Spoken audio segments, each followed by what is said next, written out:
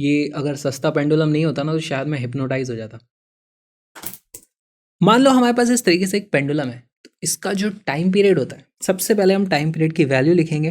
Time period होता है इसका t is equal to 2 pi under root of l divided by g। Mass का कोई लेना देना नहीं होता यहाँ पर। जितनी ज़्यादा इसकी लेंथ होती है उतना ज़्यादा टाइम पीरियड होता है।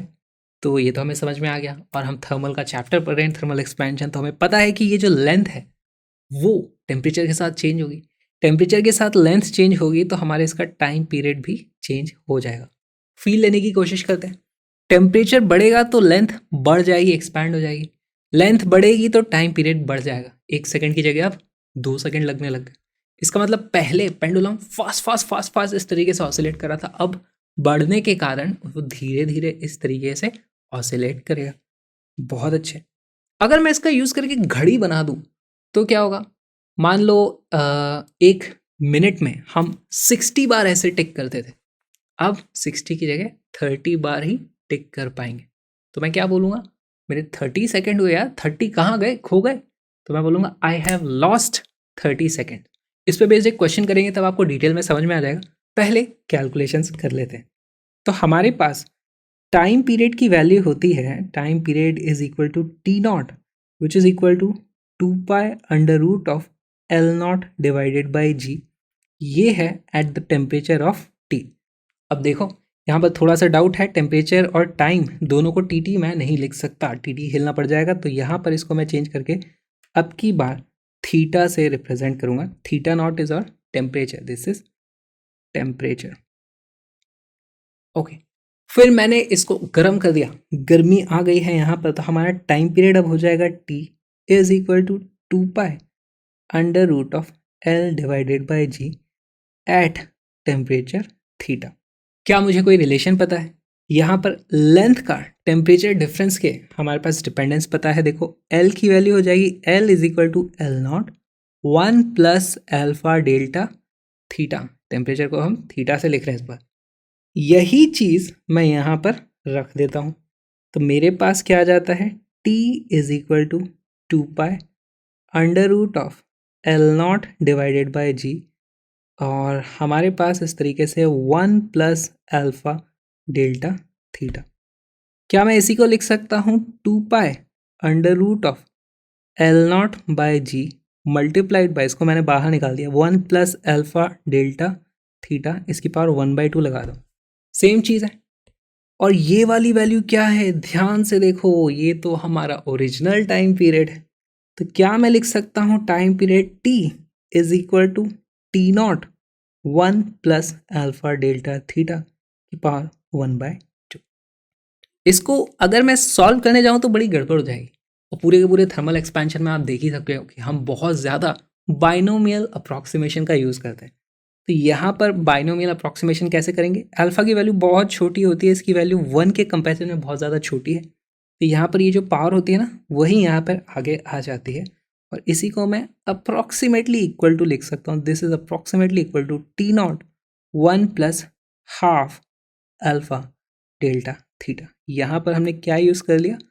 Binomial approximation. अब यहाँ से आ जाता है T minus T not is equal to T not alpha delta theta divided by 2। अब ये जो टर्म है इसको हम क्या लिखेंगे? ये है देखो time period minus original time period, तो ये हो जाता है हमारा change in time period is equal to T not alpha delta theta divided by 2। बहुत ही इंपॉर्टेंट फॉर्मूला। इसको हम क्या बोलेंगे? This is absolute change in time period, है ना? Absolute change in time period. Absolute कर लिया तो क्या रिलेटिव भी निकालें?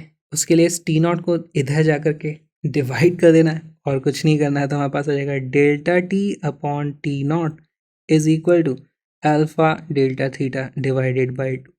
ये क्या कहलाएगा? ये कहलाएगा हमारा relative change in time period, या फिर आप इसको लिख सकते हो fractional change, fractional change in time period.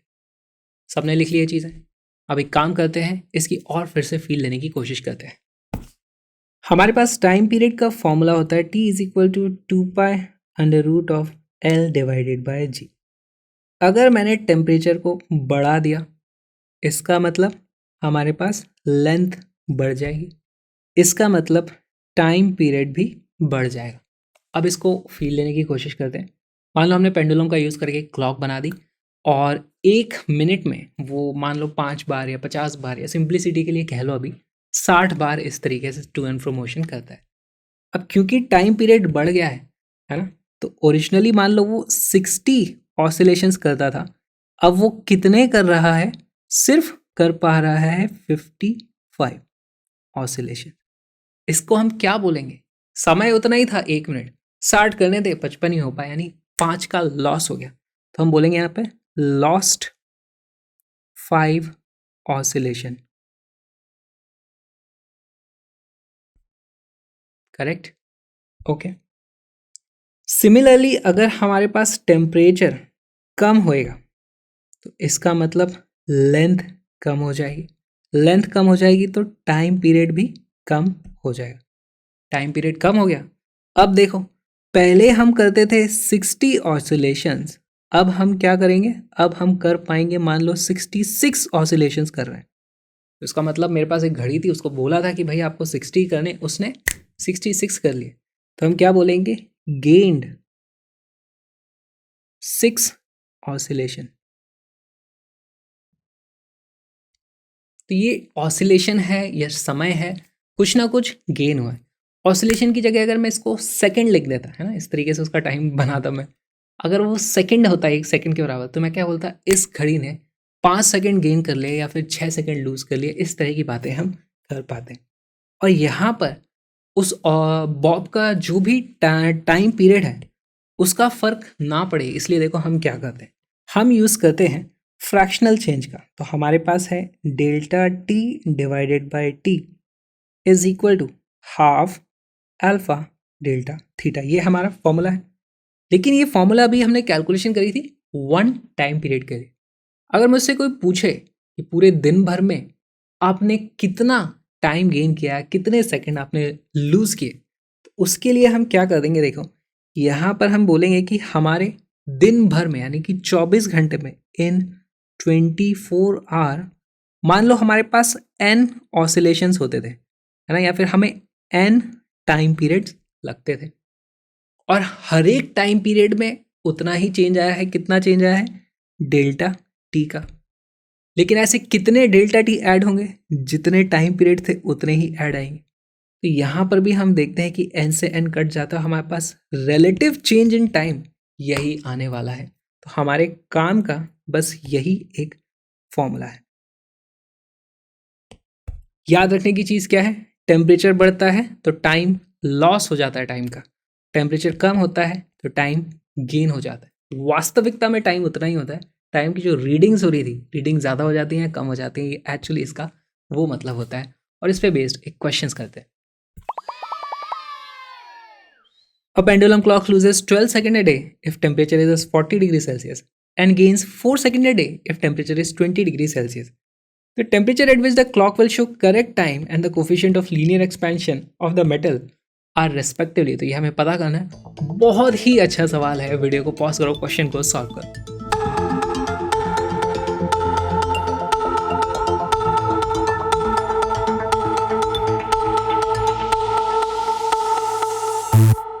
इस क्वेश्चन का करेक्ट आंसर है ए। बहुत अच्छा सवाल है, देखो इसको सॉल्व करते हैं, ध्यान से देखना। हमें बोला गया है कि pendulum clock loses 12 second a day if the temperature is at 40 degree Celsius. तो हमारे पास loss of 12 second at 40 degree Celsius. Loss कब होता है? जब हमारे पास टाइम पीरियड बढ़ जाता है ना, जिसको मान लो एक दिन में कितने टाइम पीरियड उसको चाहिए थे, मान लो हमारे पास एक दिन में सेकंड कितने चाहिए होते हैं हमें? 24 इंटू 3600, इतने सेकंड्स कंप्लीट करने थे, इतने नहीं कर पाए, इससे 12 हम कम कर पाए। तो हम बोलेंगे हमारे पास 24 इंटू 3600 सेकेंड होने की बजाय हमें कितने मिले? 24 इंटू 3600 माइनस 12 सेकेंड, हमारा टाइम पीरियड इतना हो गया चेंज होकर के, ये हम समझते हैं यहाँ पर। ऑलराइट, इसका मतलब यहाँ पर जो टाइम था जब हमें करेक्ट टाइम पीरियड की वैल्यू मिल रही थी, इसको मैं बोल देता हूँ ये था हमारा टेम्परेचर, इसको मैं बोल देता हूँ दिस वॉज थीटा। ठीक है, थीटा पे कैलिब्रेट करी गई थी क्लॉक, थीटा पे करेक्ट टाइम बताती है। इसका मतलब 40 थीटा से बड़ा है। यहाँ पर हमारी इक्वेशन क्या बन जाएगी, फॉर्मूला लिखते हैं। सबसे पहले हमारे पास फॉर्मूला है delta T divided by T is equal to half alpha delta theta. Delta T कितना है, लॉस हुआ है, सिर्फ मैग्नीट्यूड की बात कर सकते हैं तो वो है 12 डिवाइडेड बाय हमारे पास फ्रैक्शनल टाइम चेंज की बात करें ना यहाँ पे, तो टोटल टाइम कितना था 24 इंटू 3600, ये हो गया fractional change in time period is going to be equal to half into alpha into change in temperature, कितना हुआ थीटा से बढ़ के 40 हो गया, यानी यहाँ पर होगा 40 माइनस थीटा। सिमिलरली दूसरे केस में हम क्या लिख सकते हैं, गेन ऑफ 4 सेकेंड एट कितने टेम्परेचर पे हुआ है वो 20 डिग्री सेल्सियस। यहाँ पर हमारे पास 24 इंटू 3600 सेकेंड होने चाहिए थे, उसकी जगह बढ़ के होगा हमारे पास 24 इंटू 3600 प्लस 4 सेकेंड। इसका मतलब हमारा टाइम पीरियड छोटा हो गया होगा, जल्दी जल्दी वो इस तरीके से मूव कर रहा होगा, तो वो 4 एक्स्ट्रा सेकेंड्स काउंट करवा पाया उतने ही टाइम में, यानी कि टेम्परेचर कम हो गया होगा। इसका मतलब ये जो 20 डिग्री सेल्सियस है वो थीटा से छोटा है। इस बार हमारा सेम फॉर्मूला जो हम लिखेंगे, इसमें हमारे पास डेल्टा टी बाई टी कितना हो जाएगा 4 divided by 24 into 3600 is going to be equal to half alpha, temperature change कितना हो जाएगा, ये हो जाएगा हमारा थीटा माइनस 20। इस तरीके से हम लिखेंगे, या फिर आप इसको अगेन यहाँ पे 20 माइनस थीटा कर देते और यहाँ पे फिर आपको माइनस करना पड़ता है, क्योंकि यहाँ पर गेन और लॉस वाली इक्वेशन है, तो प्लस माइनस आपको इस तरीके से भी आप एडजस्ट कर सकते हो, दोनों तरीके से ही है। हमारे पास दो इक्वेशन आ चुकी हैं, ये थी हमारी इक्वेशन नंबर 1, ये थी हमारी इक्वेशन नंबर 2। सॉल्व कैसे करेंगे, बहुत आसान है, 1 डिवाइडेड बाई 2 कर दो, 1 डिवाइडेड बाई 2, नीचे का डिनोमिनेटर दोनों में कैंसिल हो जाएगा, हाफ दोनों में कैंसिल हो जाएगा, अल्फा दोनों में कैंसिल हो जाएगा, लेफ्ट हैंड साइड पे बचता है हमारे पास 12 divided by 4 is going to be equal to 40 minus theta upon theta minus 20। यहाँ से ये देखो फिर 3 हो गया, तो आ जाता है 3 theta minus 60 is equal to 40 minus theta, या फिर 4 थीटा इज इक्वल टू 100, या फिर थीटा is equal to 25 degree Celsius, क्योंकि सब कुछ डिग्री सेल्सियस में था। ऑप्शन नंबर ए करेक्ट आ जाता है हमारा। अब आपकी बारी है, ये होमवर्क है आपके लिए, इन दोनों में से किसी भी इक्वेशन में थीटा की वैल्यू आप रख दो, तो आप फिर अल्फा कैलकुलेट कर सकते हो जिसकी वैल्यू इतनी ही आती है। ये आपके लिए एक होमवर्क है। एक और पीवाईक्यू देखते हैं।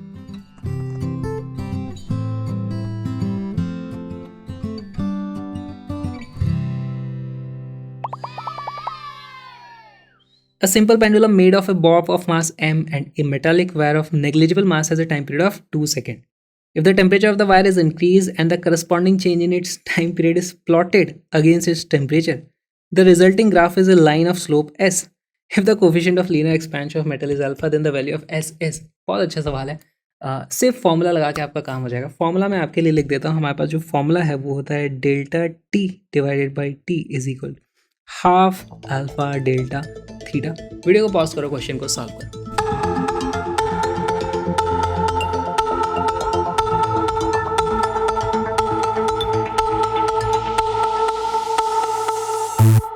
इस क्वेश्चन का करेक्ट आंसर है सी। देखते हैं कैसा है।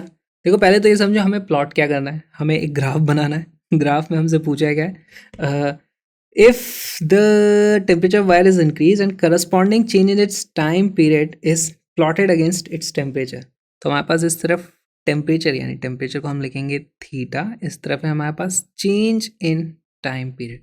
अच्छा चेंज इन टाइम पीरियड है, okay change in time period है तो इसको एक्चुअली मैं सिर्फ टाइम पीरियड भी लिख सकता हूँ, क्योंकि चेंज इन टाइम पीरियड और टाइम पीरियड और ग्राफ वैसे ही आने वाला है, खाली हमारी इनिशियल वैल्यूज चेंज हो जाती हैं।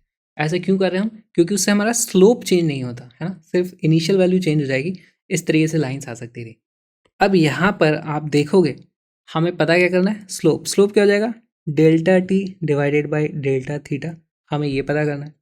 फॉर्मूला हमारे पास यहाँ पर है ही सही, यहाँ से हमारे पास आ जाता है delta T upon delta theta is equal to half alpha into T. यहाँ पर टी क्या है, टाइम पीरियड, और टाइम पीरियड की वैल्यू कितनी दी हुई है 2 सेकेंड, तो इसकी वैल्यू हो जाती है हाफ अल्फा 2, यानी कि अल्फा, उसमें ऑप्शन नंबर सी हमारा आंसर है। इस पेंडुलम का जो टाइम पीरियड है वो इसको गर्म करने से बदल जाता है, तो क्या मैं इसको जला दूं?